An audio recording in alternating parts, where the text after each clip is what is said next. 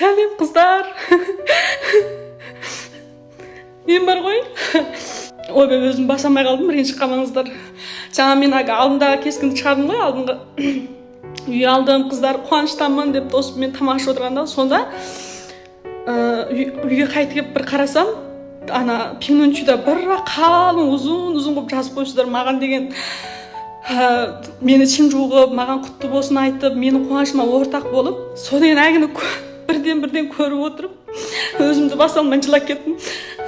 Мен бар ғой, мен тойынға бір жылдан бері сіздерге қуаныш алып келетін, сіздерге жақсы энергия алып келетін, сіздерге жақсы жағымнан шығып көрініп жүрмін ғой, енді бір анда мынандай жылап шығып қалады деген ойлаймын.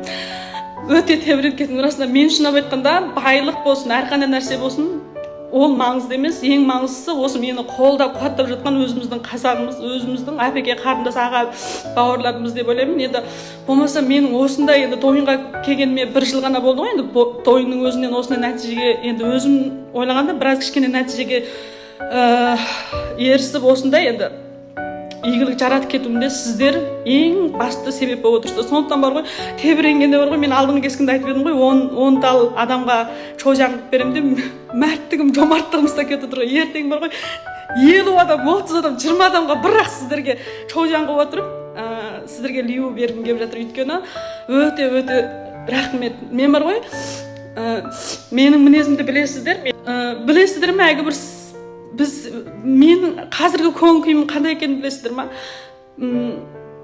Мысалы өміріңде енді сені қиналғаныңды бір осы жылу гола дейміз, осы бір жолда, өмірдің жолында қайтып осы күнге келгенді сіздер біліп отырсыздар, қуанып отырсыздар. Менің кішкентайдан бастап осындай енді жақсы саудаларды істеп кеткеніме сіздер себепші отырсыздар. Сіздер анық біліп отыр екенсіздер. Мен расында да сіздердің мынан да енді торда енді мен өзімді Ванхун деп ойлап көрмеппін. Мен Ванхун болғалды шығып көрген жоқпын. Тек қана осы ең алғашында рас шынымды айтсам сауда істейін деп шыққан болатын. Осындай кескіндерді шығарсам, осындай менің өнімдерді тіпті де көп адамдар білсе, біраз болса ақша тапсам деп шыққан болатын. Бірақ да бір жылдан артық уақыттарда өзім білмеген астында соншаламаған достар, енді электронды достарым мені сондай жақсы қолдап етіндер. Расында рахмет сіздерге.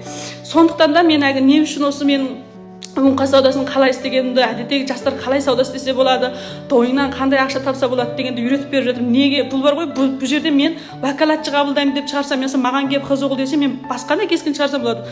Әрбір кескінді көретін болсаңыздар, осы сіздер үшін пайдалы, сіздер бір нәрсе үйреніп қалсын. Өйткені менің осы күнге келгенім осы нөлден бастап отырып тойыңды 39 сомдық, 59 сомдық, 69 сомдық нені сатып жүріп, осы күнге дейін келдім ғой енді. Осыны ішіндегі жасырмай сіздерге үйретіп берсем депші, сол ғана ниет болды менде. Мен ойлаймын енді адамның бар ғой, ниеті жақсы болса, жолы ашық болады. Тапқан ақшаң таза болса, сенің байлығың сонша артады деп ойлаймыз ғой енді. Жылдың басында өзіме үй алғым келді, өйткені алдындағы үйді алған үйім Үрімжінің өте де ішінде емес, Үрімжінің біраз шетінде болып қалды. Өйткені ол кезде 20 неше жасымда алған болатын. Үрімжінің дәл ортасындағы үйдер деген о заманның өзінде де 1 миллионнан асып тұрады. Сондықтан мен кейін тәкуан қайтара алмай қалам ба, мына үйді ондай қымбат болып кетсе қайтемін деп тек қана 600 неше мың сомдық қана бір үй алған болатын. Ол 118 квадрат. Содан кейін ол үйді алып болғаннан кейін сонша жыл өтіп кетті ғой енді. Тәкуанның өзін 4-5 жыл болды қайтарып жатқалы. Бірақ та ол үйді өзім жақсы көргем жоқ. Алып болшы, өйткені ол кезде ол үй менің бір досым алды, содан кейін менде де әй болды, бекер жүріп ақшам қажыланып кетпесін деп үй алып қойған болатын. Сол менің алған бірінші үйім ғой. Екінші үйімді биыл тағы алайын деп ойлаған кезде шешеме жаным ашты. Мен шешем өмір бойы бүйтіп қабатта жатып көрген жоқ. Кішкене кезімнен диқанның отбасында болдық. Бізде сол кезде қиын шем болатын да, өйткені менің шешем кейбір кезде мені ертіп барып семдер туыстарымыздың қабаттағы үйлерге барып моншаға түсіп, сондай күндер болғанда енді. Содан кейін мен ойладым, осы шешем жесір қалды. Шешеме алдымен риза қылайыншы, үйдегілерді риза қылайыншы, үйдегілерге көмектесейінші деген ниетпен жылдың басындағы біраз бір бөлім кірісімді алып, алдымен үйдегілерге үй алып бердім ауылдан. Содан артынан осы жақта өздеріңіз білесіздер, мына осы қоңызошының өзін майлап жатқалы бірнеше жыл болып қалды. Бір жылдан 2 ай асты ма, 3 ай ғана асты. Содан кейін былтыр осы жерге келгенде мен айтып отырмын ғой, энергия деп. Айтып отырмын ғой, тартылыс күшті бе, шиңни фазы. Былтыр осы жерге келіп мен 3 айда саудам жақсы болып кетті. 3 айдан кейін бастап мен айттым, мен осы жерде қалам, мен осы жерден де үй аламын деп қылған. Бүгін сол жетістікке жетіп отырмын енді. Ода болса да сол осы жетістіктерімнің барлығы сіздердің көмектеріңіз, сіздердің арқаларыңыз, сіздердің осы мені қолдап қуаттап жатқандарыңыздың арқасы. Мен бір күні ұмытып көрген жоқпын. Сондықтан тойыңда осы мені неден көп адамдар күмән жүгіп жатыр. Ойбай, осы кісілер менен бір нәрсені біліп қалсыншы, үйреніп қалсыншы. Мына менің үлкен өмірімде ондай жарнаманы ондай да көп неп шығарып кетпеймін. Өйткені мен қорқамын да, мені күмән жүгіп жатқан менің досым деп күмән жүгіп отырса, қарындасым деп күмән жүгіп отырсыздар.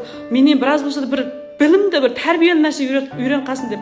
Менде де былтырда енді бірнеше адамдар болды. Ой, мына қыз өсекші екен. Ой, мына қыз өсек айтқаннан басқаша. Бірақ та сіздер байқап көретін болсаңыздар, менің әрбір тогомның артында қыздар үшін, жігіттер үшін қаншаламаған білімдер жатыр, қаншаламаған тұрмыстық тәжірибелер жатыр. Сол негіз етіп енді сіздерге шығарып беріп отырған жайым бар. Содан енді былтырдан бастап қолыма адам алып істеттім. Менің қолымда істеген қыздар бір жылда міне енді олар да машина алғалы жатыр, үй алғалы жатыр.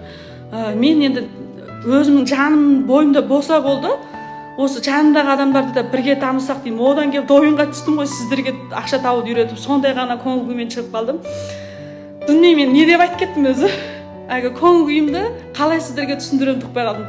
Сондықтан мен ертең бір кескіндерді шығарып, ертеңгі кескінде сіздерге мен әдемілеп, соның ішінде қалың адам талдап отырып шожан қылып берейін. Мен өзімнің алып қойған алтындарым көп болатын, алтын түзік, андай Шанель дейміз, алтын түзік болсын, менің өнімдерім болсын, мейлі қандай нәрсе болсын, сіздерге ертең мен сіздерге дайындап берейін.